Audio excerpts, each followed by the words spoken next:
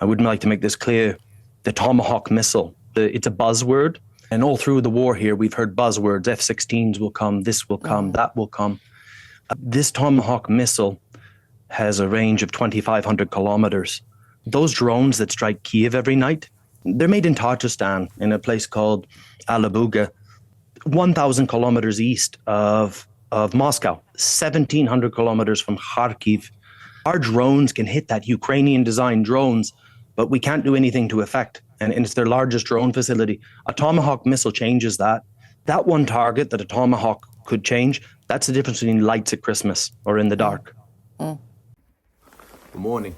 So I went on the CBC yesterday, Canadian Broadcasting Corporation, the Rosemary Barton live show. I had a look at her program before I watched the previous week's episode, and I said that this is a professional production. And I got permission to do it because it was interesting. They wanted to know how Ukrainian people, how the military feels about upcoming peace talks proposed by Trump, and Zelensky would meet Trump again. So just to explain my point of view, I try to stay away from things like this because I don't know President Trump. I don't know President Zelensky. I have many friends, military or civilian volunteers, who've all had a photo with President Zelensky, but they can't say they know him, and I try to stay just in my personal life here and what my experience is, not opinion, but CBC's different. I gave the question, what do Ukrainians feel about upcoming peace talks? I gave it great consideration. I talked to friends. And I had to do this because I'd not had a phone in 9 weeks. I was on a course where I didn't have my phone. I wasn't allowed to use my phone. And when I came out of that, about a week and a half ago, almost, Putin had been in Alaska. There was some interesting buzzwords. I was like, what was Putin doing in Alaska? So I'm not Mr. Current Affairs, But to go on a program like the CBC, I want to give good, hopeful answers. But the truth is, Ukrainians that I know and respect are indifferent. They're absolutely indifferent to what happens on the world stage. And you might, if you're a pro-Ukraine supporter, you might find that very deflating. And I didn't want to give that answer to the CBC. Indifference. But I went and asked friends. I asked some friends, like my friend Sabir, who keeps up on world politics. He's a Ukrainian. He serves in the armed forces now. He was a volunteer, paints all our guns, all our weapons, all our vehicles. There's Sabir content on here. People quite like him. I asked people like Pasha, who's a major in the National Guard. He's a staff officer. If he chooses to stay in military career, he will be a general someday. But I asked them what do they think about this, and they're still indifferent. They're still indifferent. The first time I came to terms with real Ukrainian indifference, because how many people are really in the war? With the army and all the volunteers and the active ones involved in military operations, because volunteers have a hand in that, and some might have knowledge that you might find interesting that it's not public. There's probably less than 3 million total service personnel and people involved at this level, and they're completely indifferent. And then in 23, in Kharlivka, outside of, in the Avdiivka direction, Max, my friend, a machine gunner, there was something going on, and I don't even remember what it was, but I asked him with enthusiasm, would that help, and some sort of talks, and he said, it's just an orchestra. It's just an orchestra. See, he's still a machine gunner. He's still got to do what he does, and he did it very well, but I've never cared for these things. I've learned buzzwords, F-16, Abrams tanks, Challengers are going to come and they're going to do this. Never in great numbers, and that's fine. That's neither here nor there. But It's buzzwords. And now, if I say something on the internet that pisses someone off, I lose a supporter, I get a troll. If President Trump says something, you know, 1,000 people could die. You know, they really, really, really could. So the current buzzword, Tomahawks. Tomahawks is interesting to me, a Tomahawk missile. And from what I understand, they can hit 2,500 kilometers range, effective and accurately. And I mispronounce it, Alabuka, in Tajikistan, is a drone factory associated with a technical university. And our drones can hit that, Ukrainian drones, but not to great effect. A Tomahawk could. And the best to our intelligence, and OSINT can confirm this, the majority of the Garon drones and other devices are produced there in Tartustan, 1,000 kilometers east of Moscow, 1,700 kilometers east of Kharkiv. Could a Tomahawk definitively destroy this? Could it change the war? Maybe, maybe not. But there's a chance. There's a good chance. And I think it's worth that chance. But Zelensky asked for Tomahawks. Trump flirts with the idea publicly and then decides not to. It would be very frustrating, you know, if Trump was a young girl and I was dating her. Will she, won't she? Why would he even bring up these issues? So Ukrainians become indifferent. Maybe he will, maybe he won't. We'll wait and see. But there's a thing with the foreign aid from countries, and I know this to be true with everyone. We are grateful, and I can say we, and include myself in that, ever grateful, and it would be impossible without it. But there's something about American aid, and this does not reflect on American people, and this would go back to the Democrats as well. Now with Trump, there's no feeling of goodwill from Europeans, from Canadians, from other countries. We get a genuine feeling that there's goodwill. We know there's geopolitics and it's in their interest, or no one would do it. But with Europe, we feel there's a genuine goodwill, and other countries. With America, with the politics, we don't feel that. We don't feel that. We feel, yes, America first, and maybe that's right, maybe that's wrong. I don't know. I'm not here to discuss morals, but that's a general feeling, you know. The sense of goodwill, it's not there. It's not there. I chose Tomahawks because you get a limited time on television, and it's a buzzword, like the F-16s, you know. Like I have personal relations with the Ukraine YouTubers, you know, and I think they've done a great job, but like on a level I don't relate to that because they have to chase headlines, and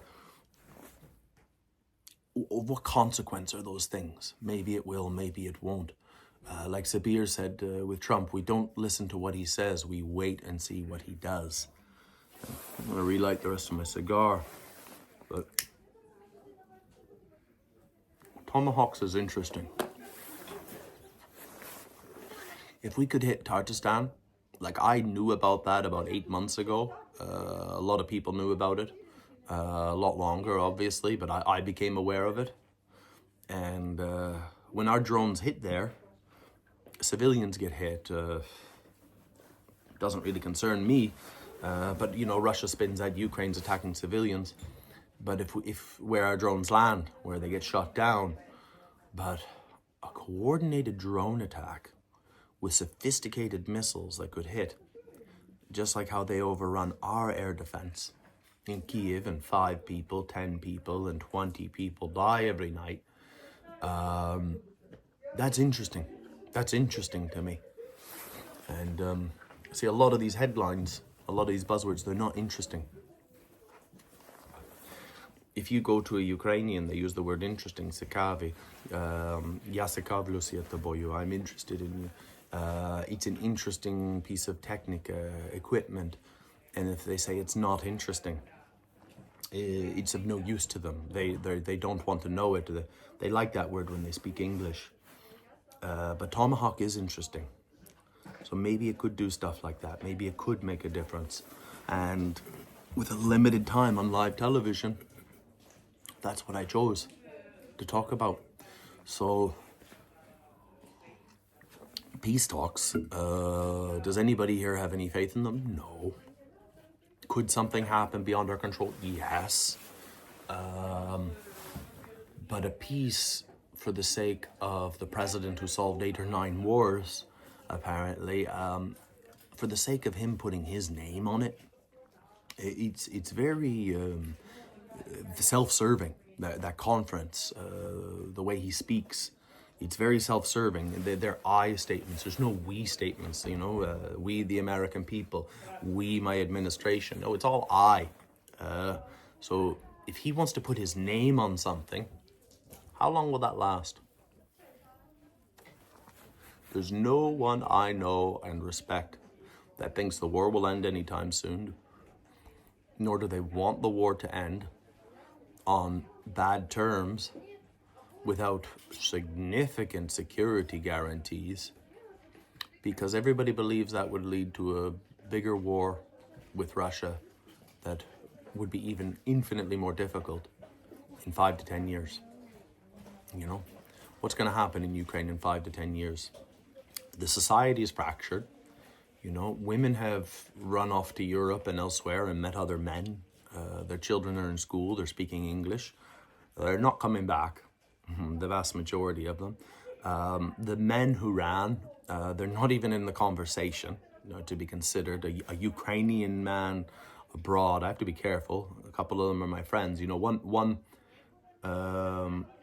he is in London. He moves a lot of numbers, and he's done many things. He secured us over 50 boats. And that's just one thing. I started with 2, and a couple months later, when I found out how far they were, 50 boats. I met him in London once, and he feels guilt inside of him every day. And I said to him, you stay exactly where you are, you know? He does feel that guilt, and it's rightful that he should feel that guilt. If he has any testosterone that flows through him, that's what's kept this world going for thousands of years. But we need him there. But he's an exception. He's an absolute exception. So the society's fractured. If there's a peace and soldiers come home, and it's not a just peace, and they'll never get the veterans' benefits that other countries enjoy. That's a big qualm in Canada and Britain. I understand in America they treat their veterans in society much better. But the Germans said once, enjoy the war, so the peace will be savage. But yeah, there's a lot of fractures in many Ukraines. But anybody I know that has given their life, and I don't mean in the corporeal sense, of course, the heroes, but people who've given everything, people who have gray hairs, people who have health problems, gastrointestinal problems from stress. It's very common here. I know a bit about it. They don't want that peace that Trump is offering. You know, there's people that hide. There's men that will, a significant portion of men in this country who won't even risk going to the supermarket for risking the draft. You know, those aren't the people I want to know. You know, there's Ukraine looks good on the outside, but it's very fragile on the inside. And maybe any country in society would be. But a peace, for the sake of a peace, for someone to put their name on it, that could be very, very dangerous, and that would do a disservice to the world. And my final point here, because the girls are coming back, and we got to start repower, we've got a big problem. We've got a lot of big problems here. God, I just got distracted. You know, I'm part of this rehabilitation program, and these people are gonna have problems for the rest of their life that you couldn't even imagine. No, we need to continue, and the world order is what I wanted to talk about. Obama called it the world order. It's a very gentleman way. Obama was a gentleman. Trump is not a gentleman. But the world order is basically you do what we tell you. You do what we tell you, and we're at the top, and everybody who's been with us for a long time, Europe and stuff, they're much further down, but they're part of our club. And BRICS, and China, and India, and Russia, and Iran, and North Korea, many sympathies in Africa and South America. You're below that order, and you follow order. And that's what the world order is, and you wouldn't like that if you were them. No, you wouldn't like that. And geopolitics is like organized crime.